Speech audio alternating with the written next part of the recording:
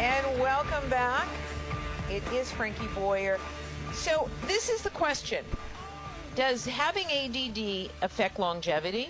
Well, guess what? Our good friend, Dr. Melillo, is with us. And, of course, he has been writing about ADD and ADHD, and his book, It's Disconnected Kids. Is that the newest version? It's the newest version, yeah, second version. Dr. Robert Melillo, welcome. And what is this disturbing story about ADD and longevity? Yeah. Well, again, it's another study showing that ADHD is a real thing, and it's a real issue, and it affects people in very severe ways. And this study shows that it even may result as a 200% increased risk of early death. Gosh, why? That's a good question. In the study, this was a Danish study, and it was a very good study, and it showed that, interestingly, it's a 200% increased risk for someone diagnosed with ADHD, but if they're diagnosed at 18 or older, it's even more of a risk. And they cite what we would expect, things like we know that people with ADHD have a 300% increased risk of substance abuse. They have a 200% increased risk of risky behavior. There's a 200% increased risk of ending up in an ER room with an accident or injury. Twice as many, 38% drop out of high school. There's all of these different things. We even know there's a 300% increased risk of dementia later on in life if you have ADHD. So it may have to do partly with lifestyle, but I think basically it's, we're dealing with a brain issue. We're dealing with an issue, a developmental issue with the brain. The brain is not working properly. And when the brain is not developing and working in an optimal way, your body breaks down. You do things that aren't. You don't make the best decisions. You're not paying attention. There are many different things that come into play that can cause it. But the most important thing is to know that it's real, and that the best answer is to eliminate these issues, to literally fix the problem. And this is what I go through in my book, Disconnected Kids. This is what we do in Brain Balance Centers. We have almost 85 centers across the country now. We'll work with 10,000 kids and families this year. And, we've published two major studies, or there's been two major studies looking at our program that have shown that 81% of the children that go through our program, within 12 weeks, they no longer have a diagnosis of ADHD. And that's the really long-term answer, is to fix the problem long-term. It's so interesting because we know that when you have any kind of an illness, you get the best treatment that you possibly can. And yet with ADD and ADHD, people, first of all, do not think of it as something that you can change. But I'm here to tell you that you absolutely can change things. What you're eating is key for people with ADD and ADHD. Key. The amount of fish oil that you consume, in my opinion, the nutrients, the vitamins. I do megavitamins. It helps tremendously with focus. It really, really does. Mm-hmm. It comes down to a basic question, Frankie, and this is what I lecture all over the world. Like I said, I just got back from Oslo. A few days ago, I was lecturing over there. I'm going to be at a big psychology conference. What was the weather like in Oslo? It was actually better than it was in New York. It was warmer and less snow. Yeah. I'm going to be in Amsterdam next week speaking at a large conference. Whenever I go somewhere, I just lectured in UCLA. We opened a new center in Brentwood. First question I always ask the audience is, who can tell me what is actually happening in the brain of a child with ADHD or autism or dyslexia? And the response I get, whether it's professionals, whether it's doctors, whether it's therapists, whether it's teachers, is always the same. Nobody has any clue. That most of the people working with these issues have no idea what is actually happening in the brain. And this has been my research over the past 20, 25 years, and I've published many papers on this, and I know it about as well as anybody in the world. And the idea is that if you don't know what the problem is, then how can you say whether it can be corrected? How can you say, whether it's a permanent long-term problem, or even suggest what the best treatments are if you have no idea what the problem is? So, to me, that's what the issue is. And I've been able to define that the problem in the brain is a problem with what we call functional connectivity. It's not a chemical imbalance. There's no such thing as chemical imbalances. It's a functional problem with the way that the brain is communicating, connecting, and talking to one another. And especially, it's a breakdown in communication between the two hemispheres, which happens as a result of a developmental delay. There's no injury. There's no damage.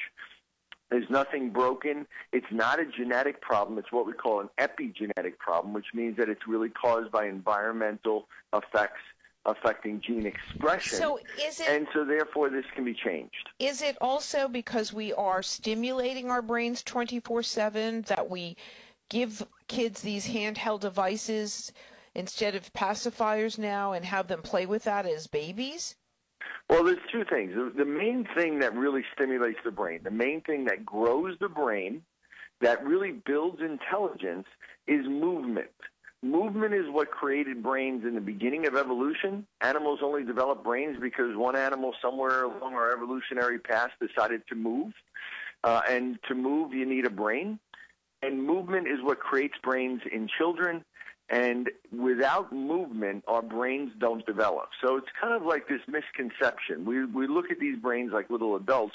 We think that, giving them flashcards or having them look at computers is going to make them more intelligent, when actually it makes them dumber. It's been shown that it actually reduces intelligence, that what builds intelligence is spatial interaction, physical interaction, and experience with their environment. Okay, That's so how what do actually you learn builds the foundation. How do you get spatial interaction? What does that entail? It entails letting kids move. It means letting them crawl on their belly. It means go out, throw them outside in the backyard and make them climb trees, get them to ride bikes. People, we all know this. You go outside, you don't see kids outside anymore. We're afraid to let our children out. And we're being overprotective to death. We're killing our children with overprotective behavior, and we're giving them computers as the babysitter. And what computers do, and what computer screens do, is they actually stimulate left brain development, when childhood is really about developing the right brain. And ADHD is failure to develop the right brain relative to the left brain, when people are very intelligent and left brain dominant. And computer screens, especially violent video games, stimulate the left brain and inhibit the right brain. So we're literally not getting them to move, which is affecting their brain development. And then we're doing things that are literally retarding the development of one side of the brain and promoting the development of the opposite, creating imbalances. It's so fascinating. This is so fascinating. What other things what do we need to do for our brains? What's the best thing we need to do for our brains, in your opinion? One of the best things you can do for childhood, developing the right brain is all about building social interactions. It's about building relationships. That's what, key to human survival early on, when you're, for a small infant child to survive, they have to build relationships. And even, if we look at our human history, if we didn't build relationships, social relationships, we were dead. When you're in the Stone Age and you're walking around around the woods or around wherever. So the right brain is about building relationships. So social interactions, physical interactions, interacting using our body, exploring emotions and different nonverbal communication. These are the things, creative processes, art and music and imagination, talking with people. These are the things that really build the right brain. Spatial awareness and big muscle activity, those build right brain development. And those are the things that are not being built in today's society. And that's what ADHD is. That's what autism is. It's failure to develop that right side of the brain. That's what OCD is. That's what Tourette's is. And that's why we see all of those things together. So interesting.